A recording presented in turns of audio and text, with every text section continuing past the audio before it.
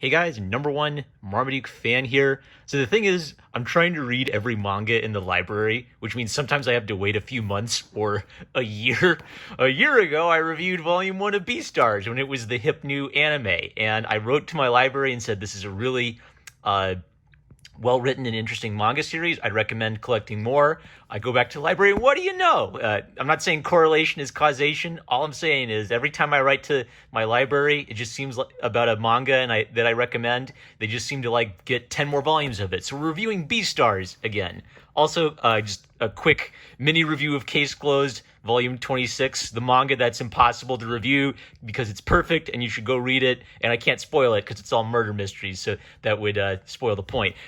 Does Rachel find out if Conan is really Jimmy? No, of course she doesn't. That would mean the plot gets advanced. The plot never goes anywhere, but it's still absolutely perfect, and you should go check it out. All right, Beastars Volume 2. Let me give you like my quick summary of Beastars Volume 1. I was kind of blown away by Beastars Volume 1 because it's like, what if someone took... I actually wouldn't be surprised if Paru Itagaki was deliberately inspired by Zootopia, but what if someone took the concept of Zootopia and actually executed that in a really interesting, deep, and just strange way? Maybe the problem with Zootopia is, well, Zootopia sparked this big internet debate where some people would say, oh, it's good, it's teaching people that racism is bad, and other people would say, no, I think it's kind of a ham-fisted message, and then people would say, well, what, are you racist or something? So my problem with Zootopia isn't the message it was trying to teach. My problem with Zootopia is the message it was trying to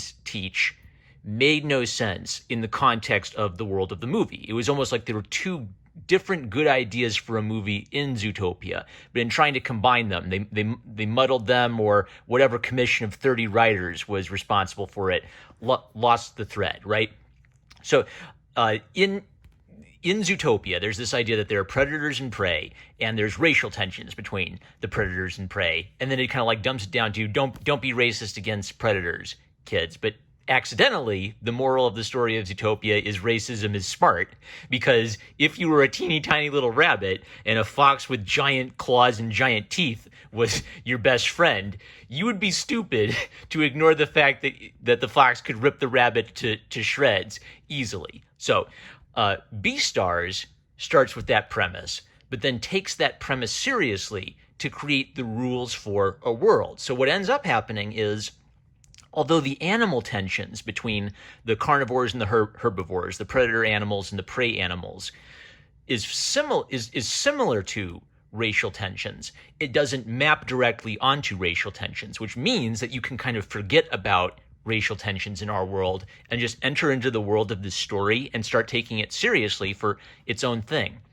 There's also this way where the predator-prey relationship doesn't just work as kind of like a racial theme or a social theme. It also works as a sexual theme between men and women, where I'll show you a picture. The main character, Legoshi, is like this 7-foot tall, muscular gray wolf, and he kind of his facial features are modeled after a Italian actor named Lugosi. I forget his first name. So he has like this really intense, kind of weird looking masculine vibe. And he's like one of those guys who's 7 feet tall and he's so big he doesn't know what to do with himself. So he's kind of gangly, kind of awkward. And Legoshi is very scared of the fact that he's a wolf and that he could hurt people without meaning to. So he's developed this very unassuming, quiet, bumbling personality, almost very, very kind and sweet.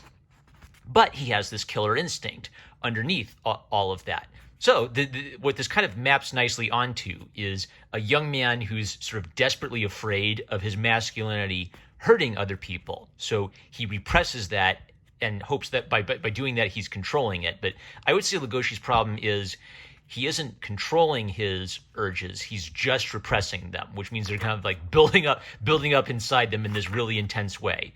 In Volume 1, he was asked to help out the drama club by keeping watch for them, and then suddenly he sees a rabbit and he gets spooked and his instincts kicked in, and he runs up and he grabs the little rabbit girl, and almost for like a second he thinks, oh gosh, do I want to eat her? And then he lets her go and she gets away. And he's clearly very guilty about this because he is a very deeply sensitive young man. The little girl rabbit, Haru, initially she seems to be really innocent and sweet and bubbly, like, little goody two-shoes girl. But over time, what we start to find out is that she actually has a reputation of being a slut and a reputation of being a man-eater. Like, the boys she sleep with never forget her because she knows how to play with boys in her teeny tiny little dainty fingers. So what kind of really gets me about Paro Itagaki is she wants to write a male protagonist, and I think she really gets the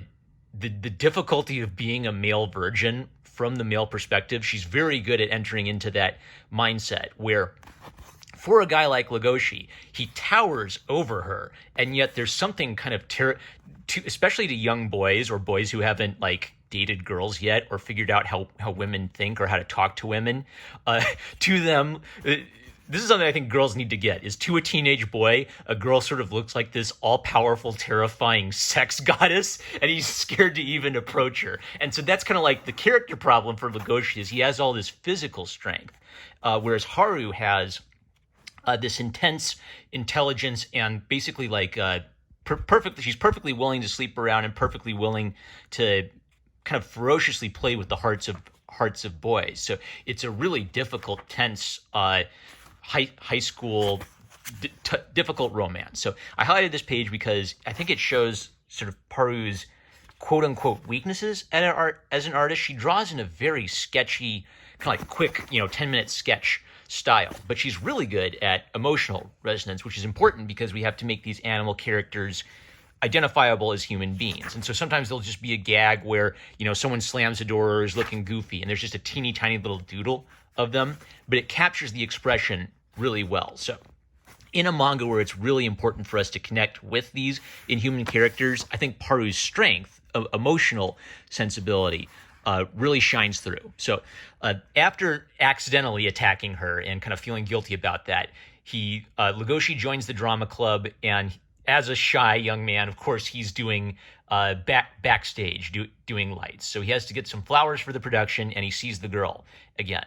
And he's, of course, terrified and doesn't know what to do in this situation. And she's playful with him. She acts as if she doesn't remember anything that happened. Did she really forget that he attacked her by accident? He attacked her by accident. Or does she know and she's kind of playing a game with him to yank his chain around? Then she takes him to a back room and comes on to him, undresses for him. And as a virgin, Legoshi just doesn't even get what's happening. He doesn't know how to process this. And he gets scared. He runs away. He does this sweet thing where he takes a blanket and he puts it over her before walking away because he's such an innocent soul. And she doesn't really know how to take that. Now, Legoshi's story is furthered both in his relationship with Haru and his relationship with Lewis. So Haru is exposing a weakness in Legoshi because she's a woman, and he does feel male sexual attraction to female animals, but the fact that he's inexperienced makes her kind of weaken her presence. Lewis is almost a direct opposite of Legoshi. So there's this man and woman relationship that's trying to bring out his inner man, and there's this man-to-man relationship with Lewis. So Lewis is a prey animal.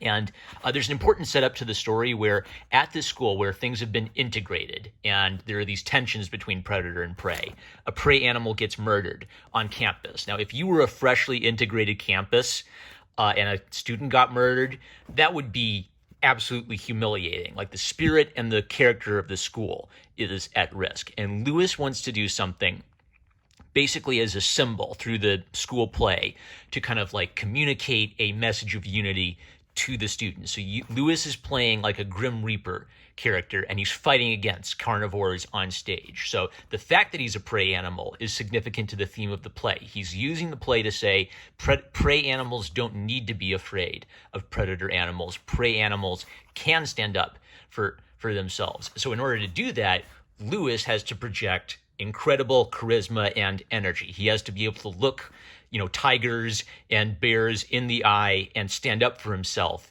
even though they could rip him apart and there's literally nothing he could do about it. He has to overcome them with just his intelligence and just his force of personality. So when Lewis looks at a guy like Legoshi, he kind of can't stand it because he sees that Legoshi has this hidden strength that he's burying, and Lewis is desperately trying to develop strength within himself that he knows he doesn't have physically. So they're opposites. So sometimes when Lewis gets Legoshi on his own, it's like he tries to trigger him into fighting him. Just like quit it. Don't you dare lump me in with other herbivores. Don't you dare treat me with kid gloves.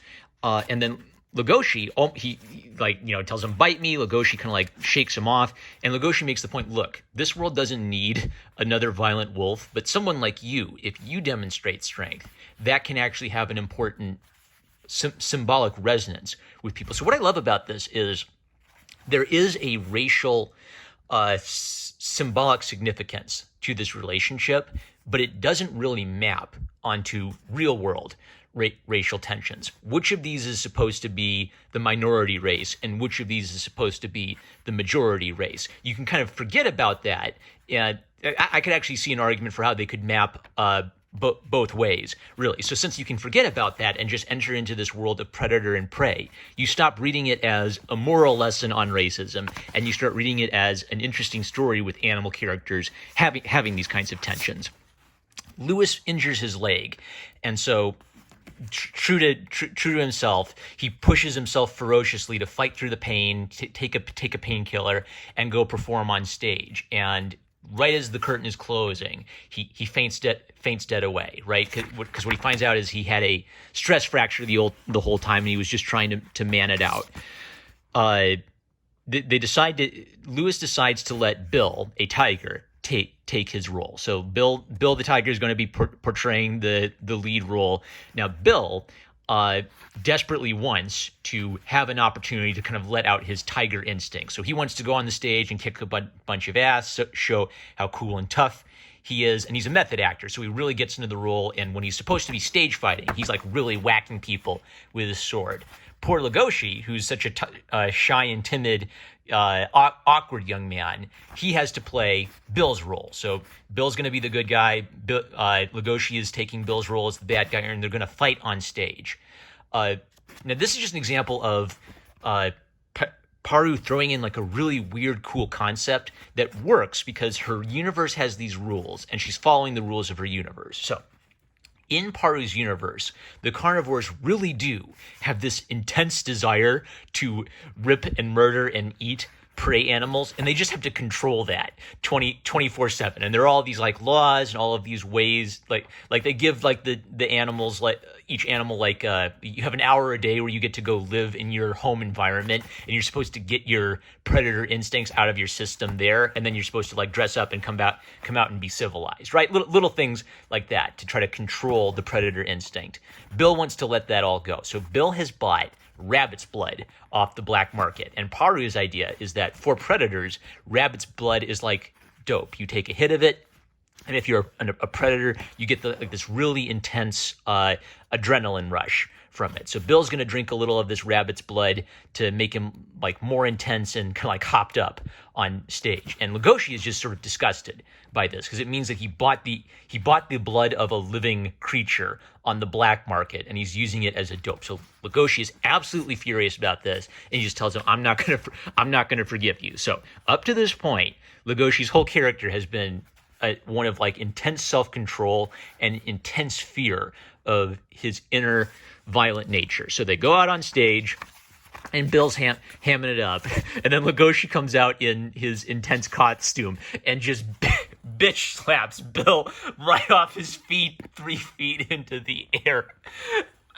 In a live performance with everybody watching. Oh no, everything that could possibly go wrong is going wrong right now. So Legoshi is waking up to his inner ferocious instincts in a righteous way. What's kind of given him permission to lose his cool is how cruel and how disgusting a thing Bill has done. So how could things possibly get more chaotic? Oh yeah, I want to highlight one more thing. So as they start fighting, like Bill fights for real and claws him, and all the girls in like the art club are saying, "Can you break this up?" And even one of the cheetah girls just takes one look at this and says, "Nope, there is no way I can break up this fight." So again, we're getting back to like this masculine feminine thing, even though they're like tough, cheetah girls who are carnivores themselves. When you see two dogs fighting, you do not interrupt those two dogs or you're going to get your hand ripped off. When these intense young men go at each other for real, it's like a life or death situation. And just when things don't look like they could possibly get any more hectic, Lewis, still on a broken leg, comes out and he interrupts the fight and then reclaims the role of the main character, sends Lugosi off, and they just sort of play it off as some kind of like stunt they pulled for as a joke or as just a way of changing up the play, right? The show must go on. And Lewis, again, the weaker animal, has to demonstrate real courage and real charisma in the situation. Now, a secret thing that's been building up is that Lewis appears to be this highly charismatic, highly honorable, older classman, the kind of person you look up to as a hero or a future king or a future president of the United States. What people don't know about Lewis yet is that he's very cynical. He says things to inspire his classmates and inspire their devotion, and talk about unity and, togetherness between predator and prey. But secretly, he really is thinking about his own future career and about building up his own reputation as an impressive person, as a Beastar. So to become a Beastar in this world means to become a future president of the United States, become a future, business mogul. It means being the most intense and ferocious individual you can. And Lewis, as a prey animal, desperately wants to achieve this to prove he can do it as a prey animal. So he does have these like intense, charismatic qualities, but there's a hidden, maybe like a racial or undercurrent to it, or maybe like a chip on his shoulder that he doesn't reveal to a lot of people. So I'm interested to see how that's built up later. I also really love just the thought Paru gives to her character design. So I've praised her, expressions, I praised her body language, and the characters having this emotional resonance. You can just hear it in how she describes her characters. I'm particular about these details, make him look feminine. The balance of his horns is more important than technical accuracy. Lewis is the most difficult character for me to draw. It's not difficult to draw his exterior, but it's difficult to portray his interior, his emotions. Lugosi and I have a lot in common, but I get nervous trying to depict Lewis because it's the opposite with him. When I see Lewis's vulnerable side, I feel a lot closer to him. Then I find him easier to draw. He's a character I need to treat with special care. I'll keep giving him the special treatment until the day I can completely expose his true self. That's what I'm hoping to accomplish anyway. Grin. The origins of his name and character design. I chose this name because it sounded like someone who comes from a wealthy, distinguished family, like a king. I've consciously designed Lewis so he's the complete opposite of Lugosi. Lewis is a typical handsome guy. He's stylish and always has good posture. He definitely doesn't want others to perceive him as small. He always wears a suit jacket. Maybe he thinks that someone is always looking at him. And then just stuff like his age and his species. How did he get into his clothes? Clothes made for a deer have quite a bit to give to them. They are made of extremely stretchy fabric so they can stretch them over the antlers. That's just great. So Paru has like this really weird, really cool idea for a world, and then she just dives into it and makes it happen. And like all the Zoomers just love it and buy it. I think the reason it sort of weirded me out how popular this got all of a sudden, and I definitely think the reason this got popular is that because Paru is using animal characters, she's using animal characters to talk about really deep like caveman stuff in the human spirit, like a guy who desperately has all this strength and he's just trying to hold it back. I don't know, there's just something really deep and meaningful about that. And I think a lot of the charm in Lugosi's character is that although he has these very violent instincts, he genuinely has a very compassionate soul. So you really feel for him and this inner tension he has. What a fantastic second volume! I've got to get the next one. I've got to find out what happens next. So that's Beastars Volume 2, The Superior's Utopia. I'm #1 Marmaduke fan. Love you guys. Catch you later.